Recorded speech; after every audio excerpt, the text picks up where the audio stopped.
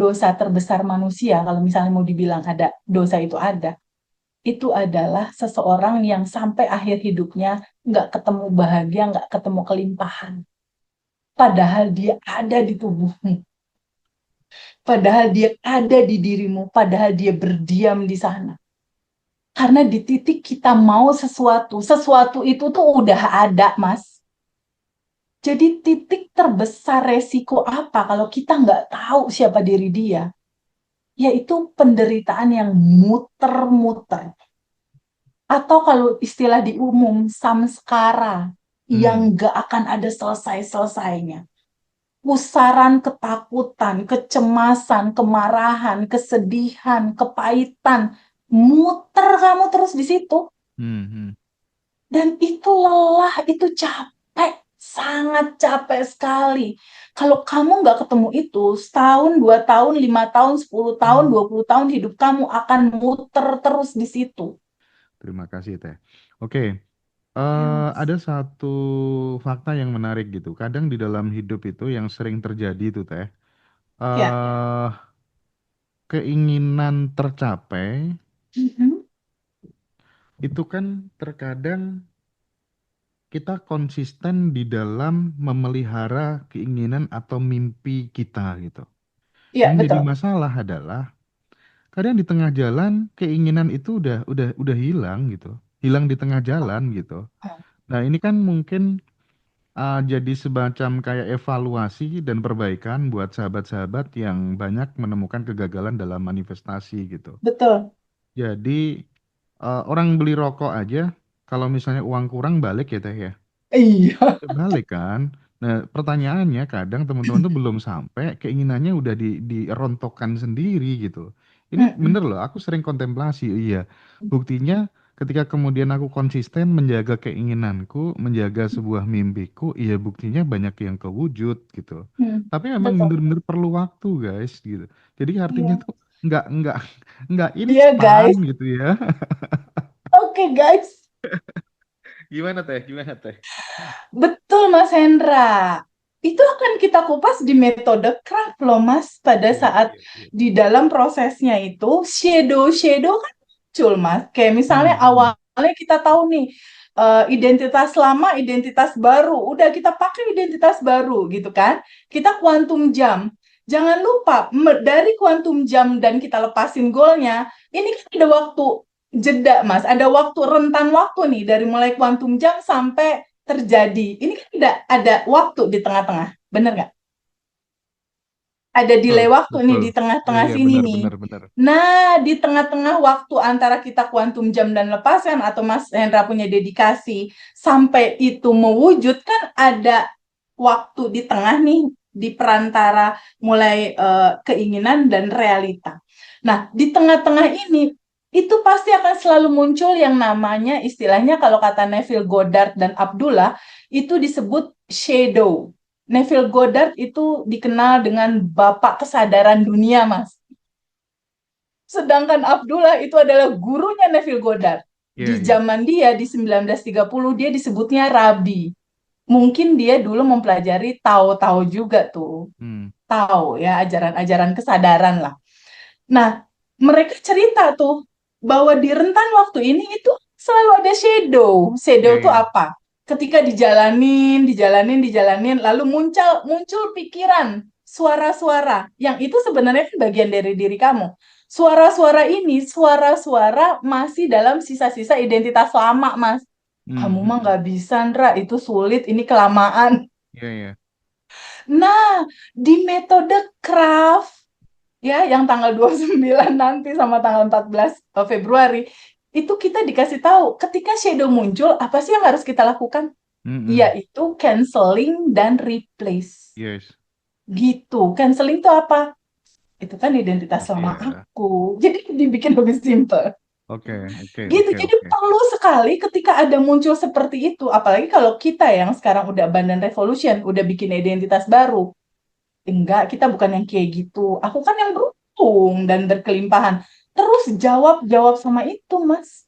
Hmm, Itu hmm, cara hmm. mengcounternya. Tidak harus apa ya? Tidak harus menyerang si shadow, tapi katakan enggak kok.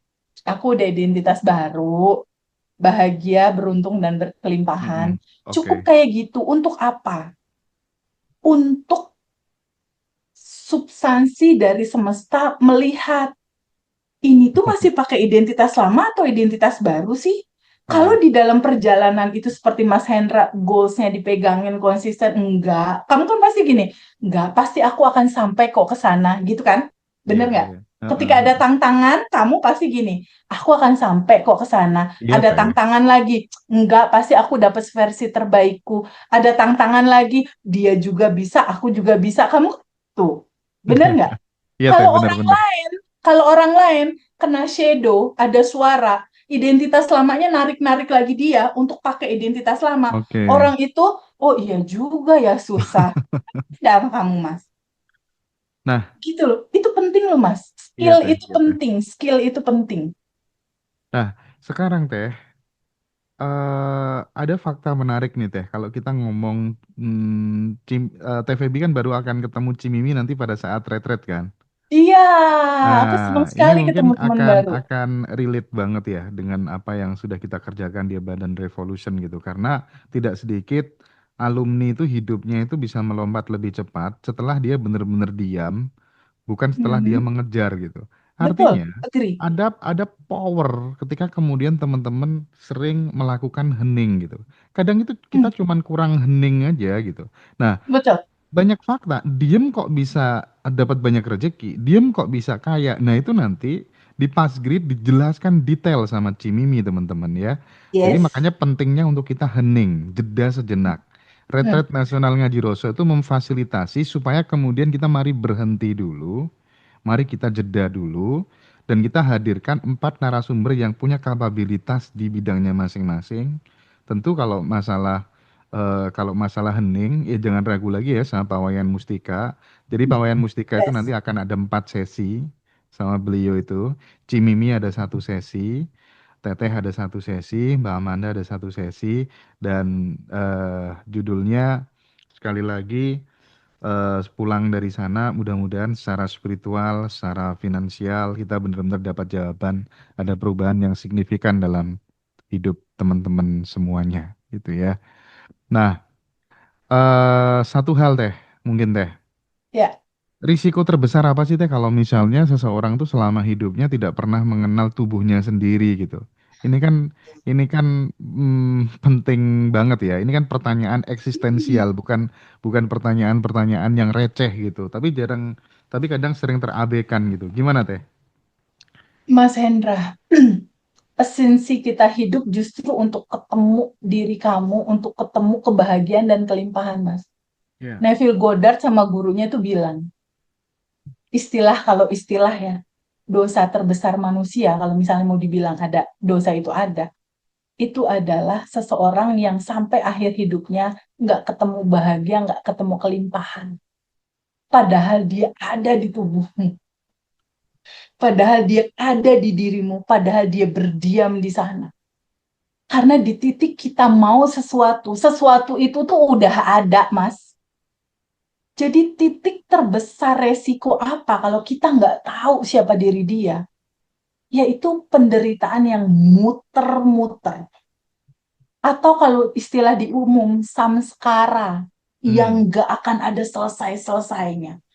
Pusaran ketakutan, kecemasan, kemarahan, kesedihan, kepahitan, muter kamu terus di situ. Hmm. Hmm.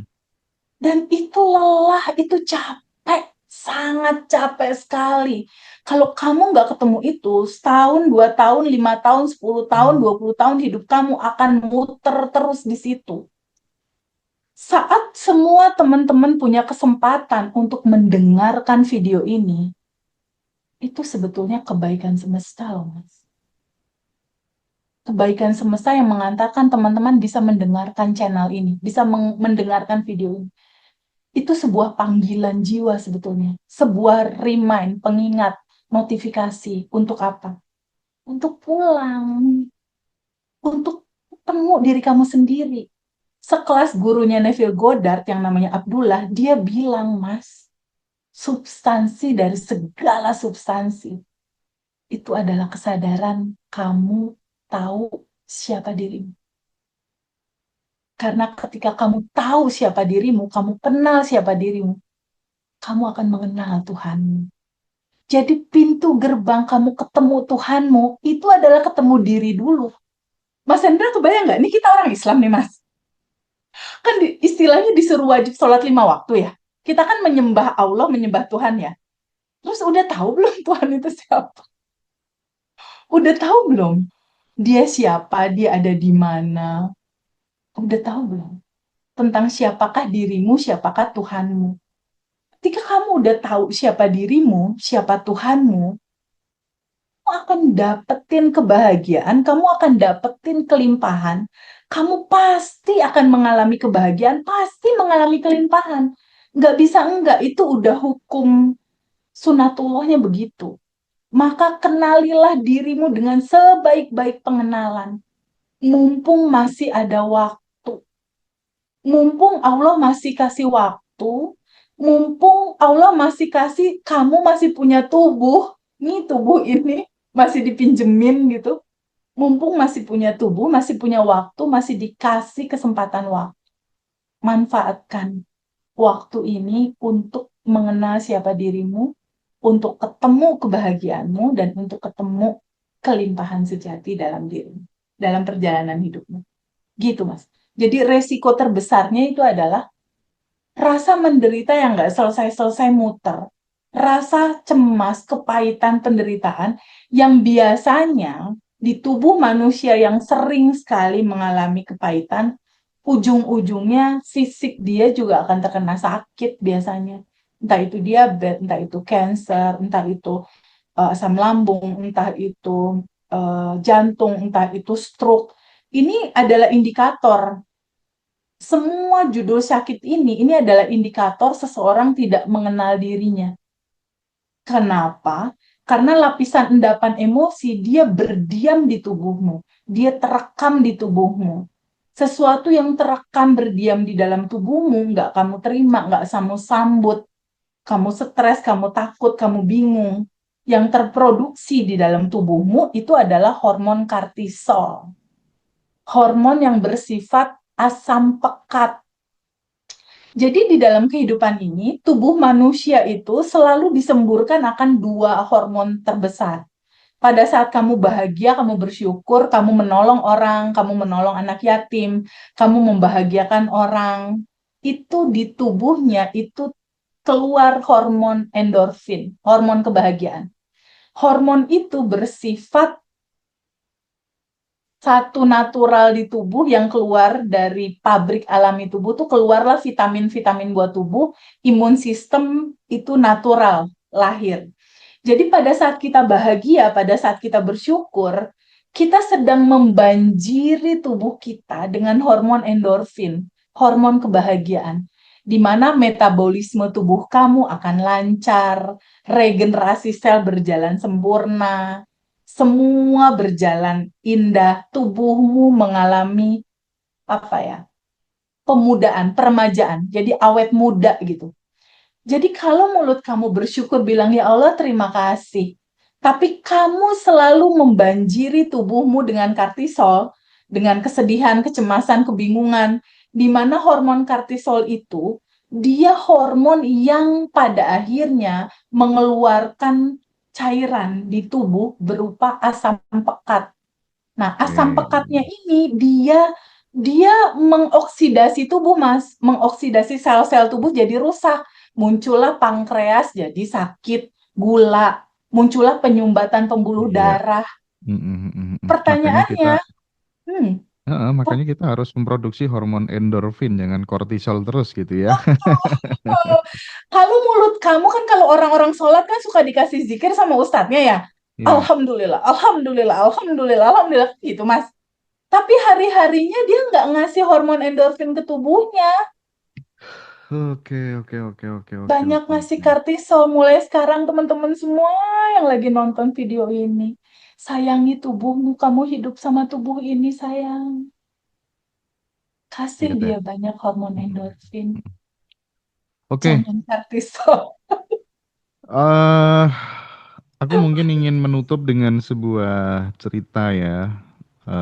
Mudah-mudahan apa yang disampaikan Teteh tadi bermanfaat buat teman-teman dan nanti mungkin akan bantu untuk mengeksplorasi pengalaman teman-teman alumni yang sudah berhasil manifestasi sama Mbak Farida atau sama Mbak Oh, Dinda atau sama Mbak Vina. betul. Saya izin ngantar istri ke dokter gitu. Nah, Oh, eh Teteh, aku tuh kalau kita di Jawa itu kan ada Ki Ageng Suryo Mentaram gitu. Dulu oh gitu ceritanya Mas. itu banyak orang ketika hanya ngobrol di rumahnya sejam, 2 jam, 3 jam sambil ngopi-ngopi gitu teh. Iya. Yang tadinya sakit-sakit, yang tadinya galau-galau, pulang itu pada sembuh, pada Ah, tercerahkan gitu. Ini kan mungkin salah satu yang bekerja adalah vibrasi gitu ya. Nah, itulah kenapa kemudian kita tuh bikin acara-acara offline seperti retret, kelas batch 24 offline di Jakarta. Itu yang kita cari nggak lain dan nggak bukan adalah vibrasinya gitu.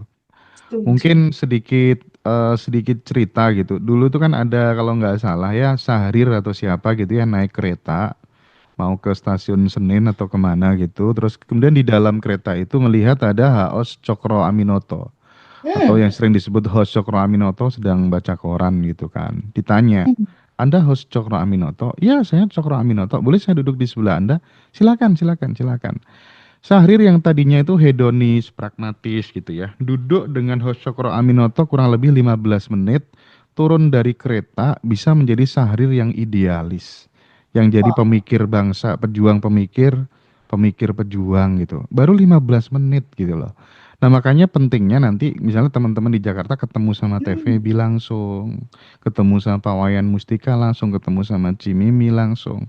Harapannya terjadi transformasi lewat vibrasi itu tadi gitu. Dan bayangkan kalau misalnya Syahrir itu ngekos di rumahnya Hocokro Aminoto gitu kira-kira ya. Nah itulah yang dialami sama Bung Karno sama Bung Hatta yang dia tinggal di Oh, I rumahnya Hocokro see. Aminoto gitu. Jadinya ya seperti itu gitu. Makanya pentingnya kita bersahabat dengan orang yang tepat gitu ya.